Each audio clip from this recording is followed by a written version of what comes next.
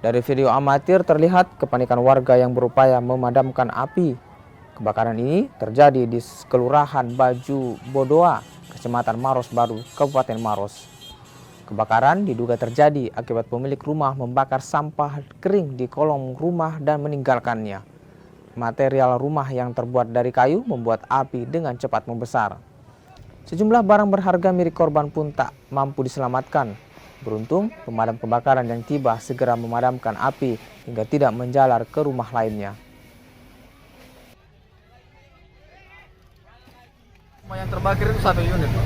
1 unit. Itu gimana, Bu? Ada berapa pemadam yang dikerahkan ini? Untuk dari armadanya, Damkar Maros kita kerahkan 4 unit. Untuk penanganan awal 1 unit, terus kita tambah lagi 1 unit kemudian.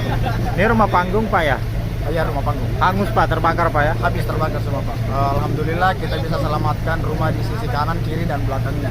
Bagaimana dengan pemilik rumah Pak? Ada korban tidak Pak? Rumah, alhamdulillah untuk korban jiwa tidak ada, Pak, tapi harta benda Ludes seluruh. ludes semua.